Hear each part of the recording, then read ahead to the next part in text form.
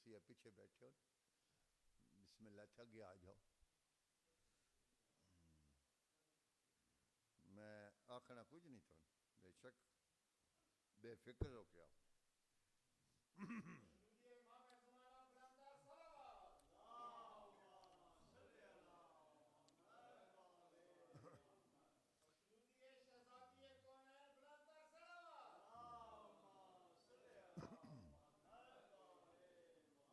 رحم اللہ من قرأ الفاتحہ. بسم اللہ الرحمن الرحیم. الحمد للہ رب العالمین الرحمن الرحیم مالک یوم الدین. ایاک نعبد و ایاک نستعین. اهدنا الصراط المستقیم صراط الذین انعمت علیہم غیر المغضوب علیہم ولا الضالین. صلوات.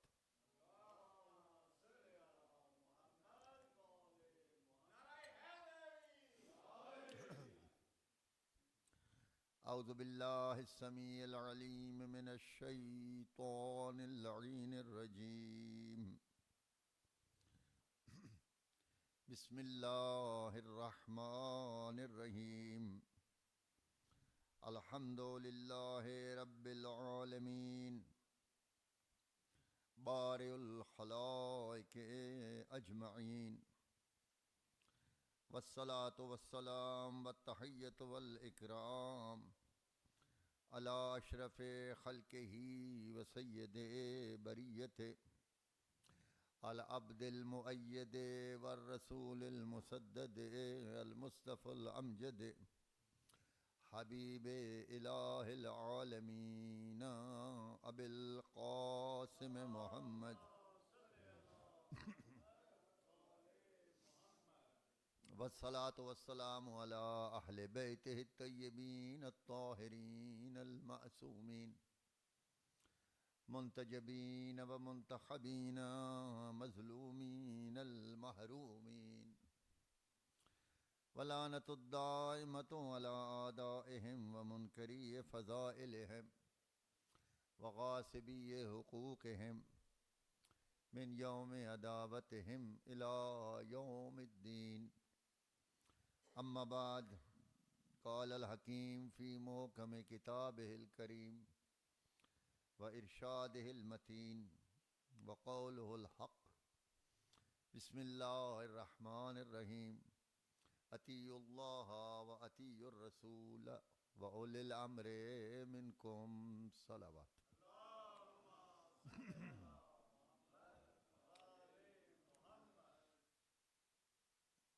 شکر ہے اس بے نیاز بادشاہ کا، اس خالق کائنات کا جو ہمارا خالق اور مالک ہے اور ہمارے سارے امور جس کی ذات کے ساتھ منسلک ہے. اس کے علاوہ کوئی ہمارے لیے پناہ نہیں ہے. سید الساجدین زین العابدین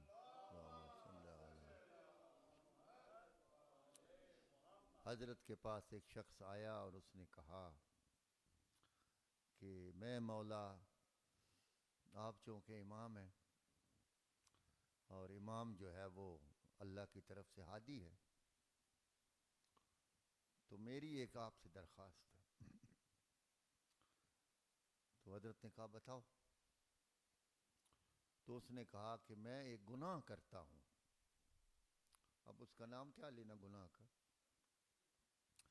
میں ایک گناہ کرتا ہوں اور چھوڑ نہیں سکتا. جرت دیکھیں نا آپ، امام کے پاس اقرار کر رہا، چھوڑ نہیں سکتا. آپ امام ہیں، مجھے کوئی طریقہ بتائیں کہ میں وہ گناہ بھی کرتا رہوں اور بچ بھی جاؤں قیامت والے دن. حضرت نے فرمایا بتا دیتے. کہا کیا؟ حضرت نے کہا کہ آج کے بعد اللہ کا رزق کھانا چھوڑ دو اور جو مرضی کرتے رہو. تو نہیں ہو سکتا، اللہ کے علاوہ تو کسی کا رزق ہی نہیں ہے۔ حضرت نے کہا اچھا پھر اللہ کا پانی چھوڑ دو، کوئی اور طریقہ تیار کرو اپنے لیے۔ اس نے کہا جی یہ بھی نہیں ہو سکتا۔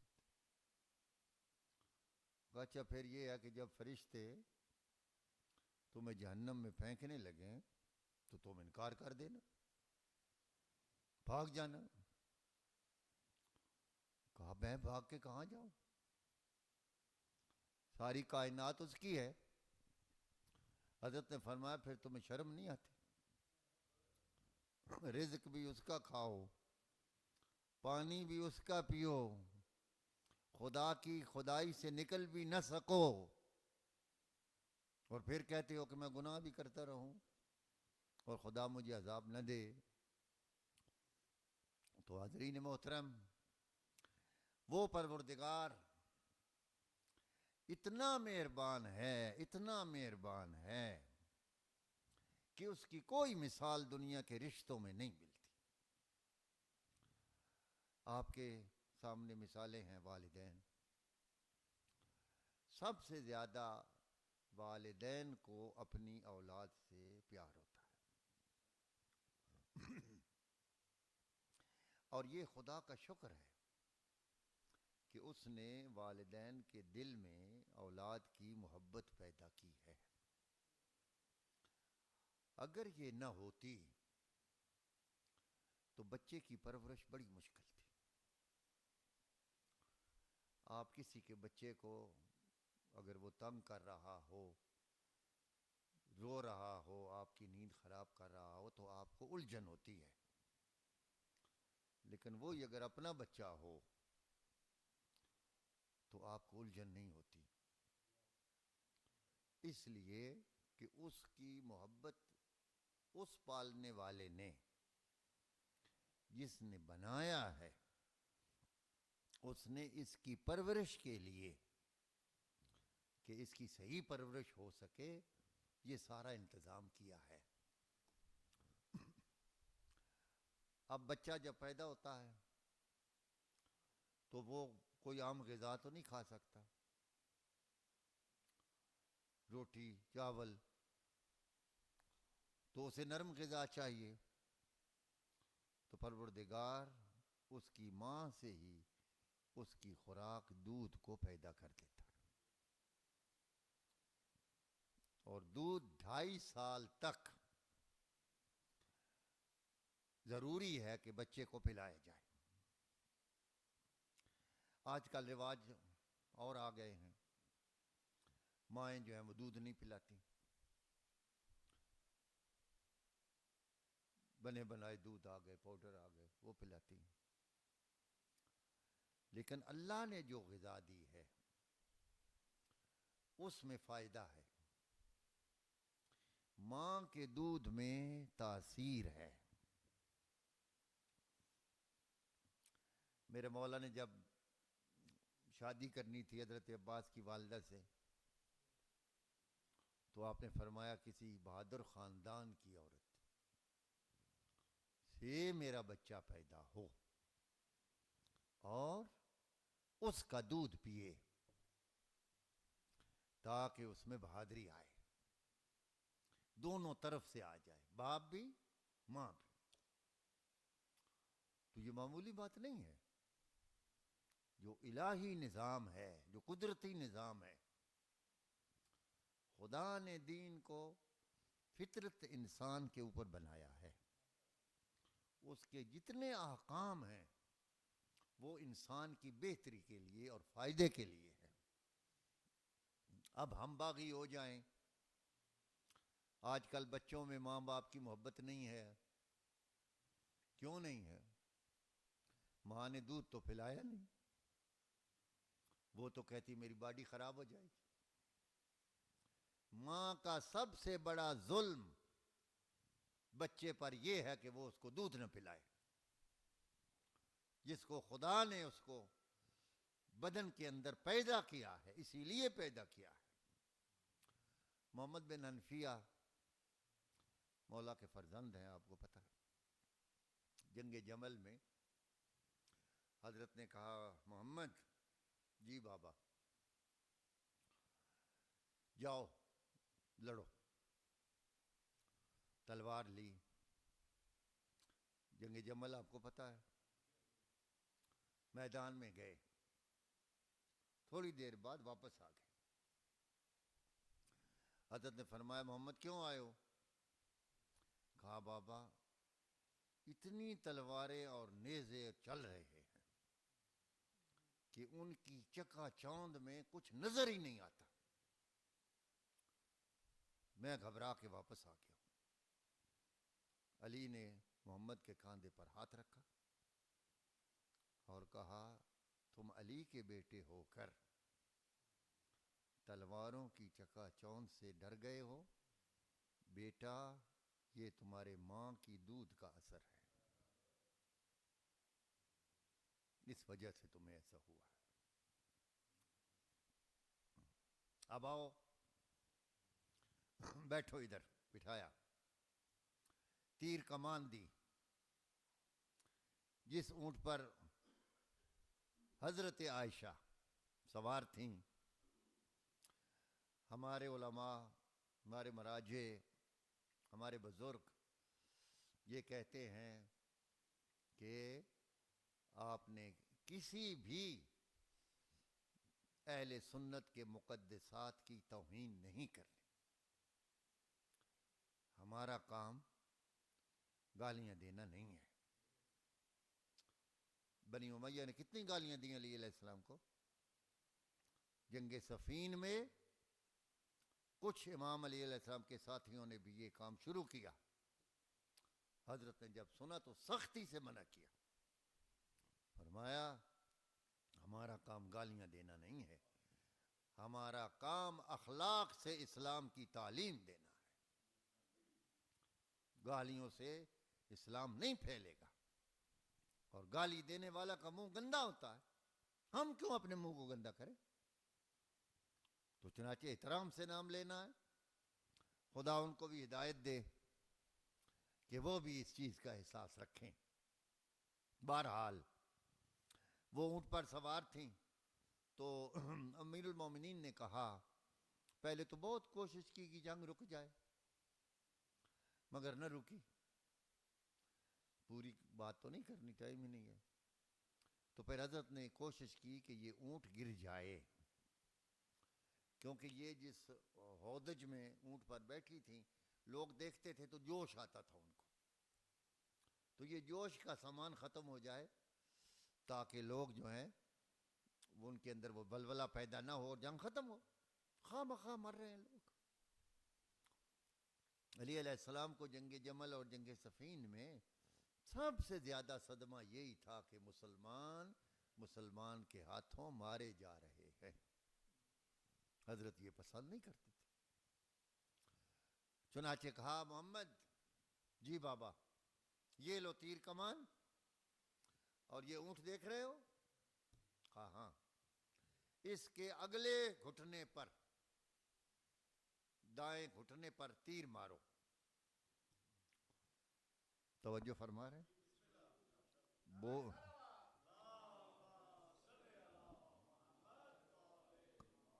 بور تو نہیں ہو رہے؟ پھر بولتے رہے نا تاکہ مجھے پتا ہے کہ بھائی جاگ رہے ہیں. محمد نے نشانہ لگایا، نشانہ خطا ہو گیا. امام نے بلایا حسن ادھر ہو، تم بیٹھو. تیر جوڑو کمان میں، نشانہ لگاؤ. امام حسن نے کہا بابا صرف اگلے گھٹنے پر لگے یا پچھلے کو بھی پار کر جائے؟ مولا نے کہا پچھلے کو بھی پار کر جائے. امام نے نشانہ لیا، دونوں گھٹنے جو تھے وہ ٹچ ہوئے اور اونٹنی زمین پر گر گئی. ایک طرف مڑے محمد کی طرف دیکھا، تھوڑا سا چہرے پر نا جیسے وہ شرمندگی سی ہوتی. فرمایا محمد شرمندہ نہ ہو، تیرے اور حسن میں ایک فرق ہے. تو بھی میرا ہی بیٹا ہے. مگر حسن نے فاطمہ کا دودھ پیا ہے. اور دوسرا حسن معصوم ہے، اور معصوم کا نشانہ کبھی بھی خطا نہیں جاتا. بات نکلی تو تھوڑا آگے بھی میں بتاتا ہوں. جنگ صفین میں محمد بن حنفیہ کو بھیجا مولا نے، جاؤ لڑو. زخمی ہو گئے اور زخموں سے چور چور واپس آئے بابا کے پاس. اونٹ سے اترے، گھوڑے سے، مولا نے پانی پلایا، کہا پھر جاؤ. پھر چلے گئے، پھر لڑے اور زخمی ہوئے. توجہ چاہتا ہوں. پھر زخمی ہو کر چور چور بدن لہو بہ رہا ہے. پھر آئے، بیٹھنا چاہا، مولا نے کہا نہیں، جاؤ جاؤ پھر لڑو. تیسری مرتبہ جب آئے تو مولا وہاں نہیں تھے. گھوڑے سے اترے اور بیٹھ گئے. اب مولا کے لشکر میں کچھ ایسے بھی تھے کہ جو تھے ادھر کے اور ادھر آئے ہوئے تھے گمراہی پھیلانے. جیسے آپ کو پتہ ہے بعد میں انہوں نے قرآن اٹھایا تو شور بج گیا. وہ آتا ہے محمد کے پاس اور کہتا ہے محمد تمہارے ساتھ ویسے تمہارے بابا زیادتی نہیں کر رہے. وہ دیکھو حسن اور حسین دونوں بیٹھے ہوئے ہیں، ان کو تو نہیں کہتے لڑو، اور یہ تمہاری حالت ہے، بدن چور چور ہے، خون سے بھرا ہوا ہے، تمہیں بار بار بھیجتے. اب محمد کا جواب سنیے، ایک تاریخی جواب ہے. محمد نے کہا تم جانتے نہیں ہو ہم اپنے باپ کے ہاتھ ہیں. حسنین میرے بابا کی آنکھیں ہیں. جب آنکھ پر حملہ ہوتا ہے تو بتاؤ کون دفاع کرتا ہے؟ ہاتھ اٹھتا ہے جو آنکھ کی حفاظت کرتا ہے. اس لیے ہم ہاتھ ہیں، ہمارا کام ہے بابا کی دفاع کرنا. صلوات پڑھے محمد والے محمد. تو عزیزو دوستو، وہ بے نیاز بادشاہ جس نے پیدا کیا، جس نے اتنا انتظام کیا، کون ہے جو ماں کے رحم میں داخل ہو کر شکلیں بناتا ہے؟ کون ہے جو نصیب تیار کرتا ہے؟ کون ہے جو بخت لکھتا ہے؟ کون ہے جو مرد اور عورت بناتا ہے؟ کون ہے جو اس کو صحیح سلامت پیدا کرتا ہے؟ وہی پروردگار ہے، وہی خالق ہے، وہی مالک ہے، جس کا سارا یہ کام ہے، جس میں کوئی اس کا شریک نہیں ہے. وہ خود تنہا سارے اس کارخانے کو سنبھالے ہوئے ہے. چنانچہ بچہ پیدا ہو گیا. اب ویسا میں نے عرض کیا، ماں باپ کے دل میں محبت ڈال دی، انہوں نے پرورش شروع کر دی. اب ماں اور باپ کے جو حقوق ہیں پروردگار عالم نے ان کو اپنے ساتھ ملا کر رکھا ہے. یا رضا اللہ و رضا الوالدین. یاد رکھنا، دو رضائیں تمہیں چاہیے جنت کے لیے. ایک میں تم سے راضی ہو جاؤں، ایک تمہارے ماں باپ تم سے راضی ہو جائیں. اور اگر کسی کے ماں باپ اس پر ناراض ہوئے تو فرمایا میری جنت کی خوشبو بھی نہیں سونگھ سکتا. جی، اور کیا انسان خدمت کر کے ماں باپ کے احسان کا بدلہ دنیا میں چکا سکتا؟ چھٹے امام کی خدمت میں ایک شخص آیا، اللہم صلی علی محمد. اس نے عرض کی مولا میری ماں ضعیف ہے، چل نہیں سکتی، اور اس کی حالت ایسی ہے کہ اس کو سواری پر بھی نہیں بٹھا سکتا، اور اس کی خواہش ہے کہ میں اس کو حج کرواؤں۔ رہتا بھی مکے سے دور تھا، تو مولا میں نے اپنی ماں کو اپنے کندھے پر بٹھایا اور سارا سفر طے کر کے میں مکے میں پہنچا۔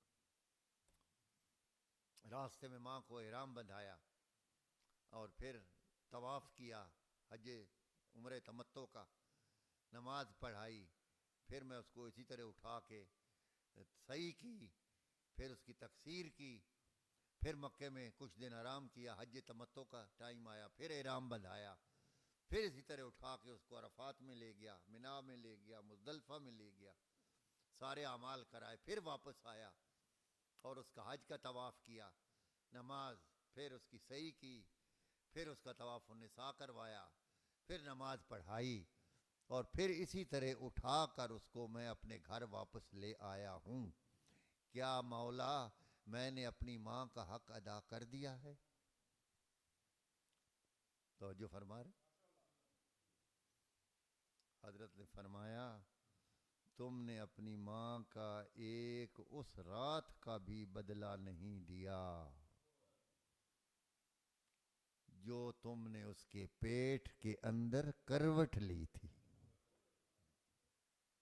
کروٹ لی تھی، وہ بدلہ بھی نہیں دی۔ تم کیا سوچ رہے؟ اور والد ولی ہے، والد ولی ہے، بچہ اس کا مطیع ہے، یعنی باپ کا بیٹا جو ہے وہ مطیع ہے، وہ باپ کی اطاعت میں ہے، بیٹا باپ کا مال ہے، اور بیٹے کو ہر لمحے باپ کی اجازت کی ضرورت ہے، ورنہ خدا ناراض ہوگا۔ چنانچہ باپ جو ہے، بیٹا جو ہے، وہ باپ کے پیسے اس کی اجازت کے بغیر نہیں لے سکتا، مگر باپ اپنے بیٹے کے پیسے اس کی اجازت کے بغیر اس کی جیب سے نکال سکتا ہے، اس لیے کہ یہ مال باپ کا ہے، وہ اس کی کون ہے جو اس کو دنیا میں لایا ہے؟ جی، بیٹے کو اس وقت پتا چلے گا باپ کی اہمیت کا جب اس کے ہاں اولاد ہوگی، اسے پتا چلے گا کہ کیسے اولاد کی محبت ان کی خدمت کرواتی ہے اور ان کو پروان چڑھاتی ہے۔ تو عزیزو،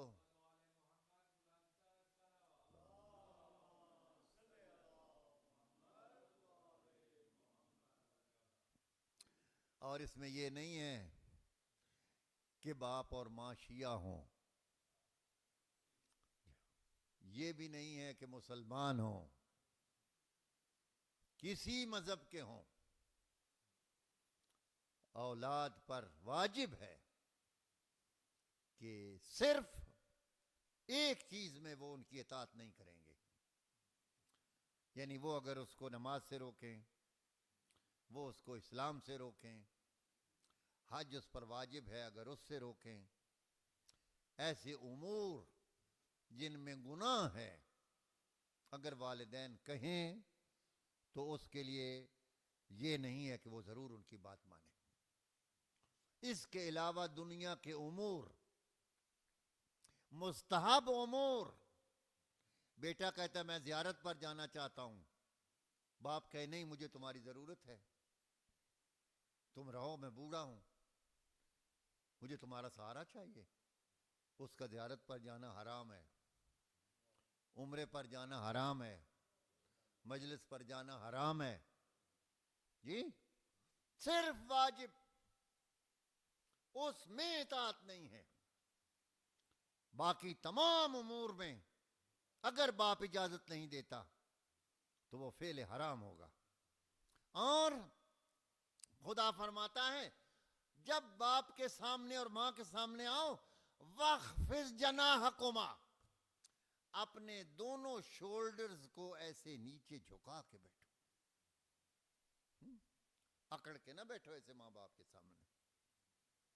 تم ہو کیا جی؟ جب پیدا ہوئے تھے کیا تھے؟ آج چھاتی دکھاتے ہو باپ کو، آج مسل دکھاتے ہو. جھکاؤ اپنے شانے اور ماں باپ کے سامنے احترام سے بیٹھو. فَقُلْ لَهُمَا قَوْلًا كَرِيمًا، جب ان سے بات کرو میٹھی آواز میں، پیار بھری گفتگو کرو. وَلَا أُفٍّ وَلَا تَنْهَرْهُمَا، اگر باپ سے کوئی تکلیف پہنچی ہے تو اف بھی نہیں کر سکتے. اف کیا ہے؟ جب آپ کو کوئی تکلیف ہو تو منہ سے قدرتی طور پر نکلتا اف. خدا فرماتا ہے اف بھی نہیں کر سکتے. ولا تنہرہما افن ولا تنہر، اور ان کو سختی سے بات بھی نہیں کر سکتے. اور یاد رکھو اگر تمہاری آواز تمہارے ماں باپ کی آواز سے اونچی ہو گئی تمہارے سارے نیک اعمال میں ختم کر دو.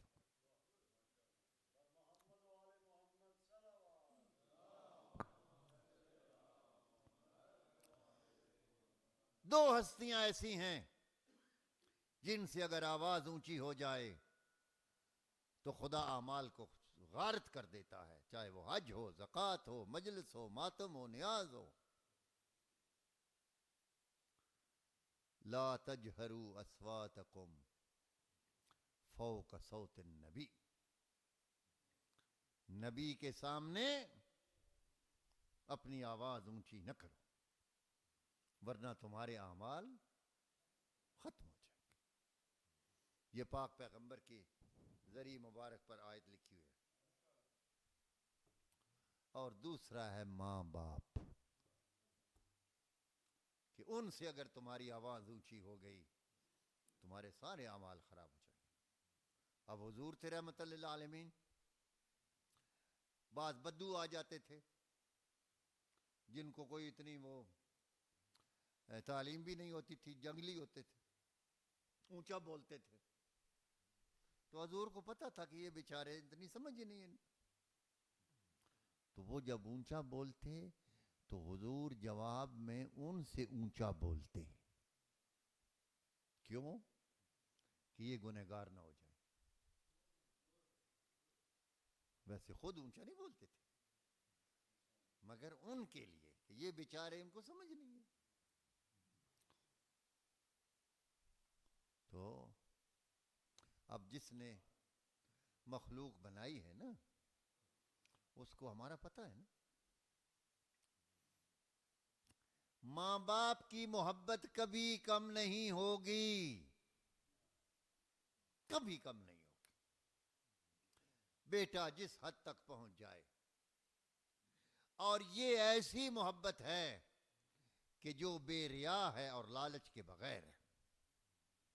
بھائی سے بھائی بھی محبت کرے گا تو وہ اس کا سہارا چاہے گا، بہن بھی محبت کرے گی تو اس کا سہارا چاہے گی، دوست محبت کریں گے تو اس کی دوستی چاہیں گے. مگر یہ ماں باپ ہیں جو کوئی اجر بھی نہیں چاہتے، خود تکلیف میں رہتے ہیں اور اولاد کی خوشی کو چاہتے ہیں. مگر یہ کم نہیں ہوگی. بیٹا ادھر جب تھوڑا سا بڑا ہوا اور اس نے زمانے کو دیکھا تو اس کے اندر ماں باپ کی وہ محبت نہیں رہتی. پھر اس کی اپنی مشغولیات ہیں، اس کے دوست یار ہیں جی، وہ ان میں مصروف ہو جاتا ہے. پھر شادی ہو گئی، بیگم صاحبہ آ گئیں ہیں جی، اب ان کی مرضی چلنی ہے. دیکھیے ہر لڑکی جو کسی کے گھر میں بیاہی جاتی ہے اگر وہ اپنے شوہر کی ماں اور باپ کو اپنے ماں اور باپ کا درجہ دے جن کو وہ پیچھے چھوڑ کر آئی ہے، اور ساس اور سسر بھی اپنی بچی کا درجہ دیں کہ جیسے ان کی بچی کسی کے گھر بیاہ کر گئی ہے تو کوئی مسئلہ ہی پیدا نہیں ہوتا۔ یہ اصل میں مصیبت یہی ہے کہ بعض اوقات ماں بھی زیادتی کرتی ہے بہو کے ساتھ، اور بعض اوقات بہو زیادتی کرتی ہے ساس کے ساتھ، اور یہ گھر جو ہے یہ جہنم بن جاتا۔ اسلام جوڑنے کے لیے آیا ہے، اسلام یہ چاہتا ہے کہ آپ ایک دوسرے کے ساتھ محبت کے ساتھ رہو، اور جھگڑے اور اس قسم کی باتیں نہ پیدا کرو اپنے درمیان میں۔ صلح، اسلام میں صلح کا حکم ہے، اور جو پہلے صلح کرے گا اس کا ثواب زیادہ اس کو ملے گا، اور جو صلح کروائے گا۔ مگر آج تو ہم تماشا دیکھتے ہیں جی، اور ہم چاہتے ہیں گھروں میں فساد ہو۔ ہمارے اندر جو دشمنیاں ہوتی ہیں پہلے کی، وہ اس صورت میں ہم نکالتے ہیں۔ نوح کو خراب کیا بہو کو، یا ساس کے کان بھرے، اور اوپر سے مجلسیں بھی ہو رہی ہیں، ماتم بھی ہو رہے ہیں جی، زواریاں بھی ہو رہی ہیں۔ یہ کبھی نہیں سوچا کہ زواری پر جائیں گے امام حسین کو کیسے سلام کریں گے۔ اے سید الشہداء، آپ تو امت کی اصلاح کے لیے نکلے تھے، مگر ہم نے وہ بات تو کوئی بھی ہمیں یاد نہیں۔ ماتم کر لیتے ہیں جب کہیں مجلس ہو تو رو بھی لیتے ہیں۔ عزیزو، عمر ابن سعد بھی کربلا میں رویا تھا جی، جب بی بی گئی تھی زینبیہ پر، تو یہ ملعون چونکہ شیعہ تھا تو اس پر اہل بیت کو امیدیں تھیں، تو بی بی نے پھر اس کو خطاب کیا، اے عمر ابن سعد، تو بھی دیکھ رہا ہے اور میرا بھائی ذبح ہو رہا۔ تو اس نے منہ پھیر کر رونا شروع کر دیا۔ اب وہ رونا اس کو جنت میں لے جائے گا؟ وہ جو آنسو غم حسین میں نکلتے ہیں، جس کے لیے شہزادی ایک رومال لے کر جنت سے آتی اور اس رومال میں آنسوؤں کو جمع کر کے لے جاتی، کیا عمر ابن سعد کے آنسو اس رومال میں جائیں گے؟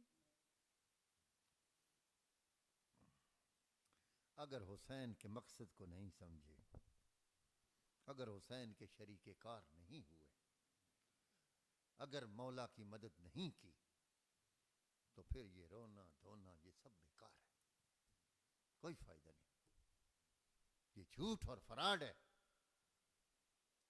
اور ہم سے پوچھا جائے گا کہ امام حسین کیا تمہارے رونے کے لیے ذبح ہوئے تھے؟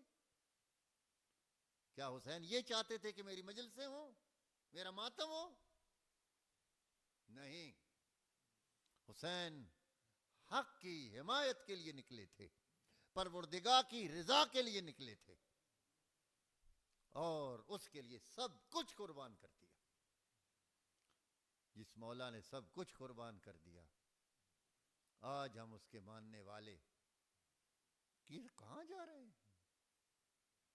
کہاں؟ نہ ہماری تربیت صحیح ہے، نہ ہم بچوں کو صحیح اسلام بتا سکے، نہ دین بتا سکے، اور جو یورپ میں بالخصوص رہتے ہیں ان کے لیے زیادہ خطرہ ہے، کیونکہ آگے آنے والی نسلیں جو ہیں ان کو کون بتائے گا؟ ایک دن آپ نے چلے جانا ہے، اور یہ جو چھوٹے چھوٹے ہیں ان کے آگے بچے ہوں گے۔ اگر آج ان کے ذہن آپ نہ بنا کر گئے تو یہ اگلی نسلیں پھر آپ کے ہاتھ سے نکل جائیں گی۔ عزیزو، آپ کا شکریہ، آپ نے میری باتیں سن لی، اور حقیقت یہی ہے یہی مجلس ہونی چاہیے جو ہماری ضرورت کے مسائل. ساری زندگی ہم سنتے رہے. اب ہمیں کوئی شک ہے مولا کی بہادری پر، شجاعت پر، ولایت پر؟ جی مگر ہمیں بھی تو کچھ کرنا ہے نا. چھٹے امام فرماتے، امام جعفر صادق علیہ الصلاۃ والسلام،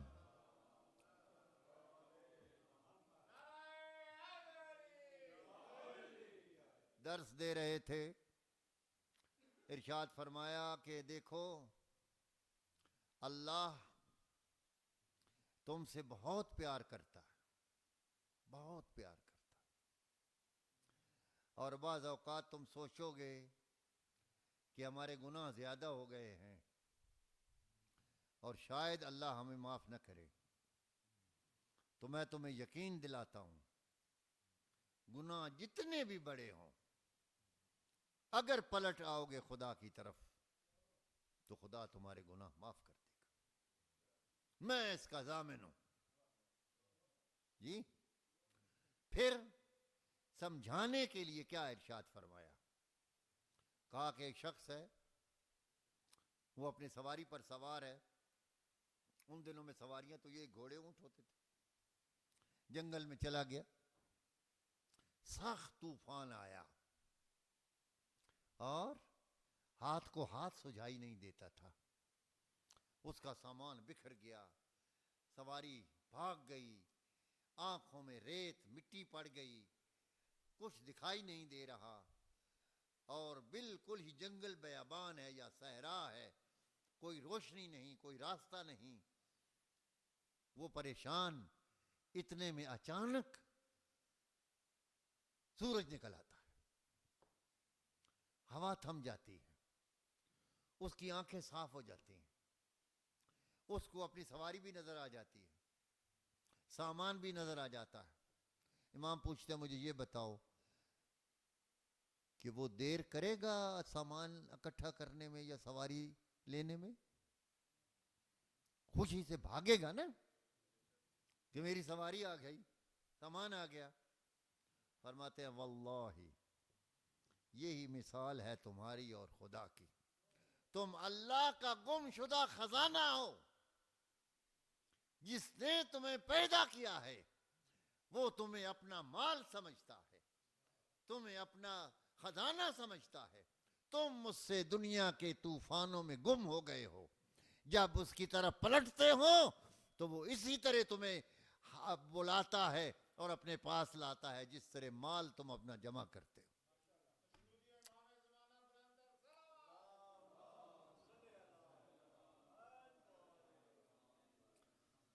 اب قرآن مجید میں اللہ نے ان دونوں جذبات کو بیان کرتے ہوئے آپ کے جذبات کا احساس بھی کیا ہے. والدین کی محبت بچوں کے لیے بعض اوقات حلال اور حرام بھی بھلا دیتی ہے. ہر باپ یہ چاہتا ہے میرے بچے کو ہر نعمت ملے، اور اس میں اگر اس کا اپنا اتنا نہیں ہے مال تو وہ حرام بھی لے لیتا ہے بچوں کے لیے. اس لیے خدا نے اس کو بریک لگانے کے لیے قرآن مجید میں فرمایا ان المال والبنون فتنۃ، یہ تمہاری اولاد اور تمہارا مال یہ تمہیں تباہ نہ کر دیں. خیال رکھنا، اللہ کے حلال کو حلال ہی سمجھنا. ماں باپ اولاد کی محبت میں گمراہ نہ ہو جانا، کیونکہ محبت شدید ہے، اور جہاں شدید محبت ہو وہاں انسان جو ہے وہ بھٹک سکتا ہے. اور ادھر اولاد کو کیا کہا؟ خدا کو پتا تھا کہ ان کو پش کرنا پڑے گا والدین کی خدمت کے لیے، کیونکہ یہ جوان ہو گئے، شادی ہو گئی، مصروف ہو گئے. جی اب ان کو خدا نے پش کیسے کیا؟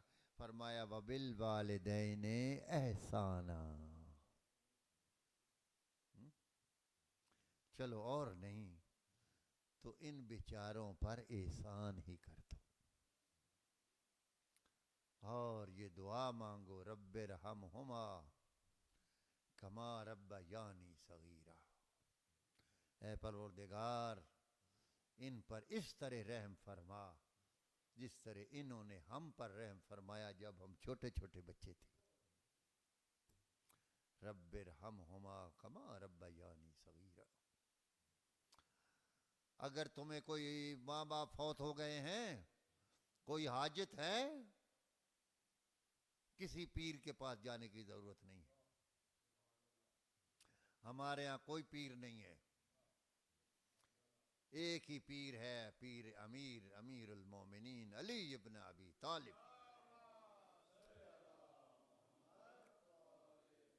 اور اس کے 11 بیٹے ہمارے پیر ہیں. چنانچہ نہ کوئی ہمارے ہاں کتب ہے، نہ کوئی ابدال ہے، نہ کوئی کلندر ہے، کچھ بھی نہیں. ہمارے ہاں غوث ہے تو وہ امام زمانہ ہے. الغوث الغوث الغوث امام کا نام ہے. یا الغوث آغثنی، اے غوث میری مدد کر. یہ کون ہے؟ یہ امام زمانہ ہے. صلی علی. تمہیں خدا نے اتنی نعمتیں دی، تمہیں ایسے موتی دے دیے کہ جو خدا کی نظر میں ساری کائنات میں اللہ کے بعد سب سے افضل ہیں. پھر تم ایسے جھوٹے سہارے ڈھونڈتے ہو جی، ان کی طرف جاتے ہو جن کا کوئی نلی ڈٹا ہی نہیں ہے. نہیں جی، اسی طرح ہی ہے نا. چلو پھر صلوات پڑھو.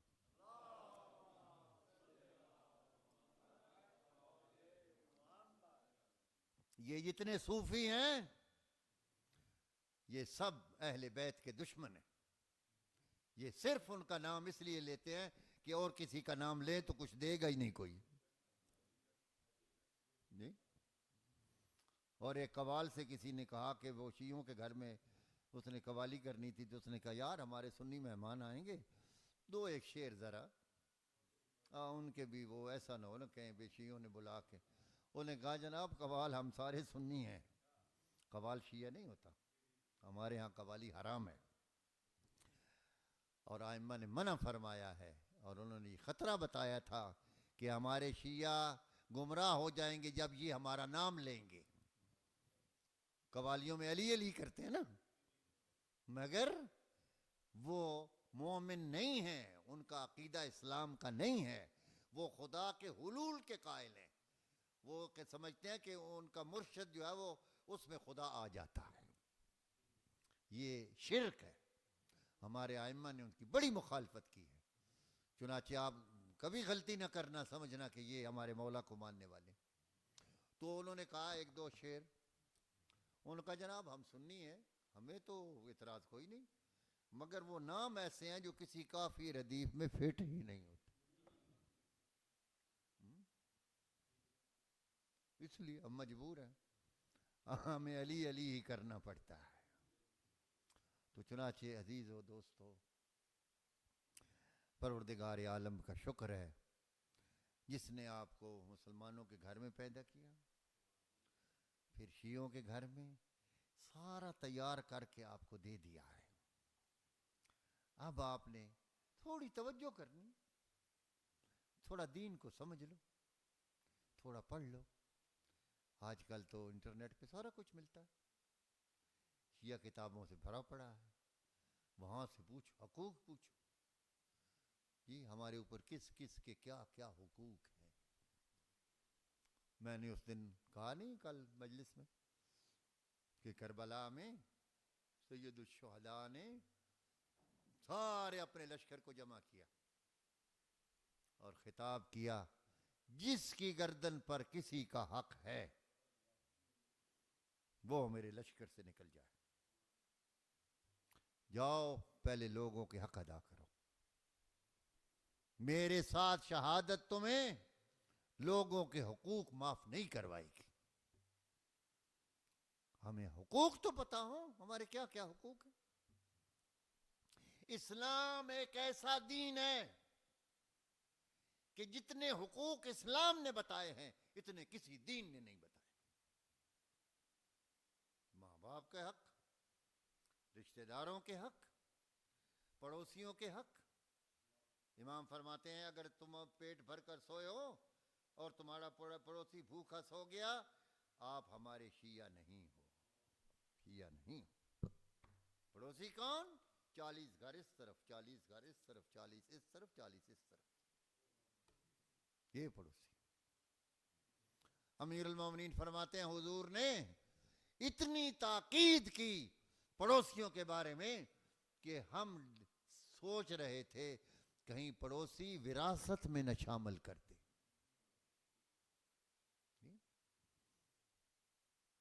بس اتنا ہی کافی ہے. جی بسم اللہ بسم اللہ. جی جی جی. ماشاء اللہ.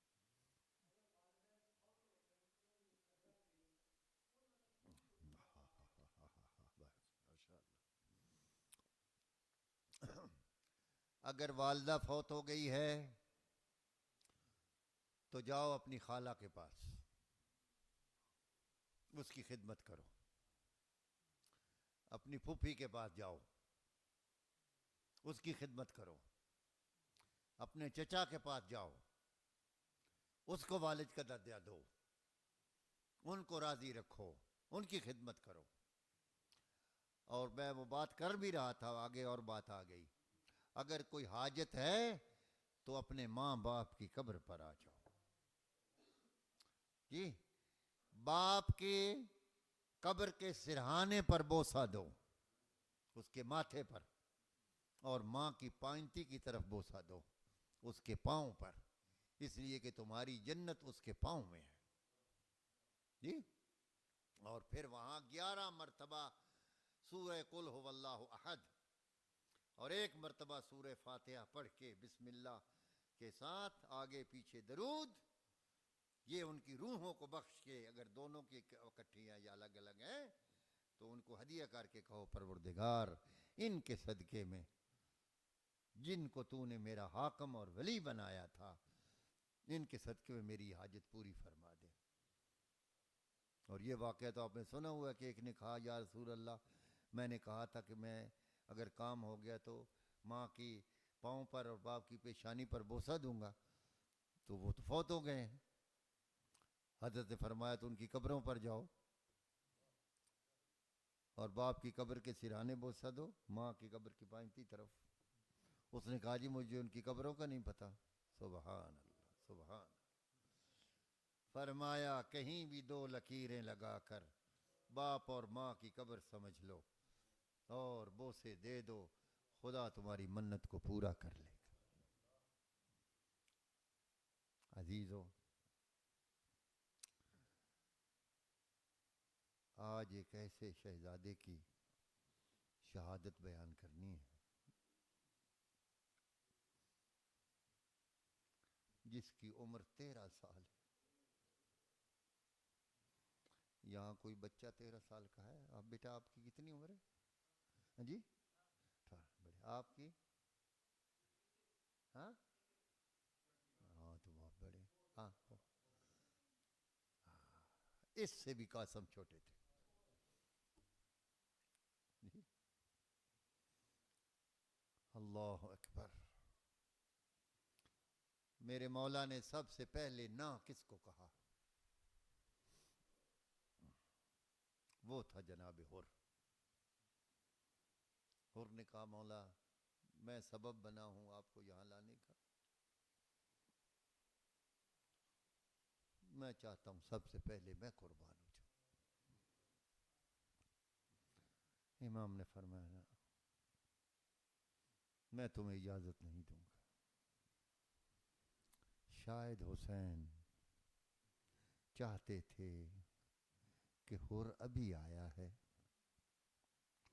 تھوڑی دیر میرے ساتھ بیٹھ سے، تھوڑا اس کو موقع مل جائے امام کی صحبت کا. پھر فرماتے حر تو مہمان ہے، ہم نہیں چاہتے کہ مہمانوں کو پہلے بھیجیں. لیکن اور ہوا گرم ہے، دھوپ تیز ہے، مہمانوں کو اس حالت میں پانی دیا جاتا ہے، مگر اور تمہیں پتا ہے ہمارا پانی بند ہے۔ اے میرے مولا، آپ حر سے کہہ رہے ہو نا کہ تو مہمان ہے، مولا آپ بھی تو مہمان آئے ہیں نا۔ کوفہ والوں نے آپ کو مہمان نہیں بلایا۔ مولا یہ کیسے میزبان ہیں جو تلواروں اور نیزوں کو لے کر آپ کا استقبال کر رہے ہیں۔ تھوڑی دیر کے بعد حر نے پھر اجازت مانگی، مولا نے دے دی اور اٹھے، ادھر گئے جہاں حضرت عباس تھے۔ خدایا اس دل میں غم حسین کو بھر دے۔ یہ جو رونا ہوتا ہے نا، یہ بڑے نصیب کی بات ہے، جس پر شہزادی کی نظر ہو۔ اگر رونا نہ بھی آئے تو ہے کہ رونے کی شکل بنا لو کم از کم۔ اور ادھر گئے جہاں حضرت عباس تھے۔ عباس سے کہتے ہیں مولا میں جا رہا ہوں، شاید میں واپس نہیں آؤں گا، شہید ہو جاؤں گا، میرے دل میں ایک ارمان رہ جائے۔ کہا اور بھائی کیا چاہتے؟ کہا مجھے زینب کے خیمے کے پیچھے لے جاؤ۔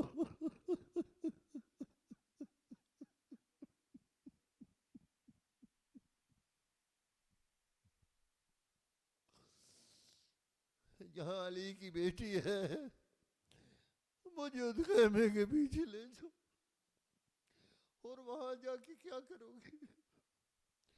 کہا جب میں نے حسین کے گھوڑے کی باگ میں ہاتھ ڈالا تھا، میں نے دیکھا تھا علی کی بیٹی دیکھ رہی تھی، میں جب تک معافی نہ مانگوں میں نہیں جاؤں گا۔ اس کے بعد کس کو اجازت نہیں دیتے تھے؟ وہ یہی 13 سال کا جوان تھا، بار بار آتا ہے اپنے چچا کے پاس، بار بار آتا ہے۔ قاسم کی ایک اور بات بھی بتا دوں، شب عاشور جب چراغ گل ہو رہے تھے، پھر چراغ جل رہے تھے، امام نے کہا چلے جاؤ، یہ صرف مجھے مارنے کے لیے آئے ہیں،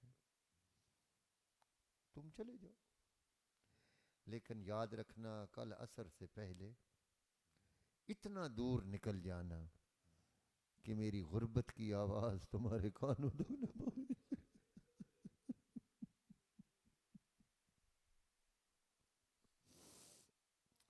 چراغ بجھتے رہے، جلتے رہے، مگر یہ پروانے اٹھے نہیں ہیں۔ اب مولا نے بتانا شروع کیا، حبیب جی آقا ادھر آؤ، ہاتھ بلند کیا، یہ دیکھو جنت میں تمہارا یہ مقام ہے، زہیر ادھر آؤ، یہ دیکھو، یہ دکھا رہے ہیں۔ اب قاسم چھوٹا ہے نا، 13 سال کے بچے کا کیا قد ہوگا، وہ اب اٹھ اٹھ کے نا پیچھے سے اپنے آپ کو تھوڑا بلند کرتا ہے کہ چچا کی نظر مجھ پہ پڑ جائے اور مجھے بھی کہیں قاسم ادھر آؤ، تم بھی شہید ہوگے۔ جب دیکھا امام نے نہیں توجہ کی، پھر کھڑا ہو گیا اور کہا چچا کیا میں بھی شہید ہوں گا؟ میرے مولا نے پوچھا قاسم بتاؤ تمہیں موت کیسی لگتی ہے؟ دنیا میں آج تک کوئی موت کا ذائقہ نہیں بتا سکا، نہ کسی نبی نے بتایا، نہ کسی امام نے بتایا۔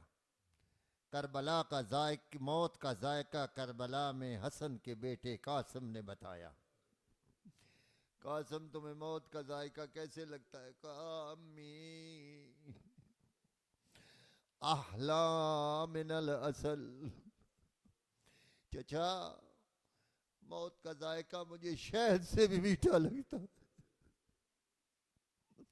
بلایا، سینے سے لگایا، بوسہ دے کر کہا قاسم تو اپنی بات کرتے ہو، وہ جو تمہارا بھائی علی اصغر ہے وہ بھی کل شہید ہوگا۔ خاشمی خون تھا نا، ایک دم تڑپ گیا۔ چچا جان اصغر تو چل کے جا نہیں سکتا، کیا شامی خیمہ میں آ جائیں گے؟ امام نے فرمایا نہیں قاسم، میں تیرے بھائی کو پانی پلانے کے لیے لے جاؤں گا۔ عزادارو بار بار آتے ہیں، اور جب خیمہ میں جاتے ہیں تو ادھر سے ماں کہتی ہے قاسم جی اماں دیکھو میں بیوہ ہوں اور اس گھر نے مجھے بڑی عزت دی ہے، تم میرے ساتھ وعدہ کرو۔ کیا اماں؟ علی اکبر سے پہلے تمہاری لاش آ جائے اور محمد سے پہلے بیٹا مجھے سرخرو کر دینا۔ بار بار آتے اماں، چچا مانتے نہیں۔ جب بھی میں جاتا ہوں حسین مجھے گلے سے لگاتے، رونا شروع کر دیتے اور کہتے ہیں تو میرے بھائی حسن کی نشانی ہے، قاسم میں تمہیں کیسے بھیجوں؟ نہیں بیٹا، نہیں بیٹا۔ آخری مرتبہ جب گئے جناب ام فروہ کو یاد آیا، امام حسن نے ایک تعویذ لکھ کر باندھا تھا بازو پہ، فرمایا جب کوئی مشکل وقت آئے اس بازو کو کھولنا، اس میں جو ہو اس پر عمل کرنا۔ وہی خط لیے ہوئے قاسم کی ماں، ایک ہاتھ میں قاسم کا بازو پکڑا ہوا، ایک ہاتھ میں خط ہے، مولا کی خدمت میں آئے۔ امام نے دیکھا نا جب بھاوج کو، کھڑے ہو گئے، آپ نے کیوں تکلیف کی؟ مجھے بلاتی میں خیمہ میں آ جاتا۔ امام نے فرمایا، بی بی نے جواب دیا، حسین غرض مند خود چل کر آتے ہیں۔ یہ کہہ کے خط دیا امام علیہ السلام کو۔ حضرت نے خط کھولا، اندر تحریر تھی، یا حسین اے میرا مظلوم بھائی، کاش میں کربلا میں ہوتا اور اپنی جان تم پر قربان کر دیتا۔ حسین میرے قاسم کو سرخرو کرنا، اسے اجازت دے دینا، یہ تم پر قربان ہو جائے۔ میرے مولا نے ایک مرتبہ قاسم کی طرف دیکھا، حمید ابن مسلم کہتا ہے جو واحد راوی تھا کربلا میں، وہ کہتا ہے چچا اور بھتیجا آپس میں گلے مل کر اتنا روئے کہ دونوں زمین پر غش کر کے گر گئے۔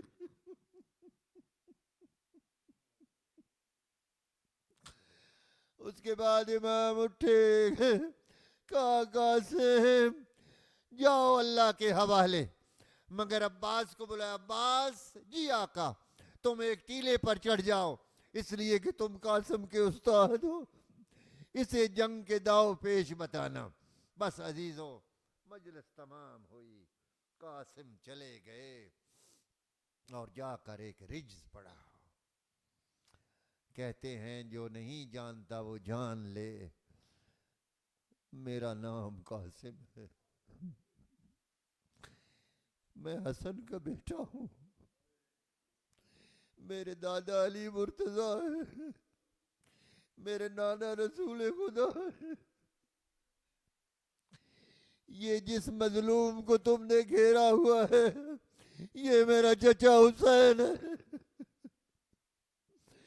میں اپنے چچا کا دفاع کروں گا۔ یہ کہہ کے تلوار چلانی شروع کی، زیادہ زحمت نہیں دیتا، تاب نہیں ہے۔ راوی لکھتا ہے 35 ملعونوں کو قاسم نے فنار کیا، بڑے بڑے پہلوانوں کو فنار کیا، مگر ایک موقع ایسا آیا، ایک ظالم نے ایسا وار کیا، قاسم گھوڑے پہ سنبھل نہ سکے، خیمہ گاہ کی طرف منہ کر کے سلام آخر کیا، یا ماں علیک منی سلام، چچا میرا آخری سلام۔ حمید کہتا ہے حسین مقتل کی طرف یوں دوڑے جیسے عقاب اپنے شیر شکار کی طرف جاتا ہے، مگر حسین کے پہنچنے سے پہلے مشرق کے گھوڑے مغرب دوڑ گئے، مغرب کے گھوڑے مشرق دوڑ گئے۔ جب غبار چھٹا، حمید کہتا ہے میں نے دیکھا حسین قاسم کے سرانے بیٹھے ہوئے ہیں، قاسم کو گھوڑے کی ٹاپوں نے پامال کر دیا، مگر ابھی جان نکلی نہیں تھی، زمین پر پاؤں مار رہے تھے۔ میرے مولا نے کہا اے قاسم تمہارے چچا پر اس سے بڑا مشکل کیا وقت ہوگا کہ تو مجھے بلائے اور میں تیری مدد کو نہ آ سکوں، اور جب میں پہنچوں تو تمہاری مدد نہ کر سکوں۔ اس کے بعد میرے مولا نے قاسم کی زخمی لاش کو اٹھایا، خیمے کی طرف بڑھے، کہاں آئے جہاں ایک طرف علی اکبر کی لاش رکھی ہوئی تھی، ایک طرف قاسم کی رکھی، درمیان میں غریب کربلا لیٹ گئے، ایک ہاتھ قاسم پر ایک ہاتھ علی اکبر پر، کبھی ادھر دیکھتے ہیں کبھی ادھر دیکھتے ہیں اور رو کر کہتے ہیں الدنیا بعد خلافہ، اب تمہارے بعد میں کیسے جیوں گا، میری زندگی ختم ہو گئی۔ الا لعنت اللہ علی القوم الظالمین وسیعلم الذین ظلموا ای منقلب ینقلبون۔ ماتم حسین، یا حسین یا حسین یا حسین یا حسین۔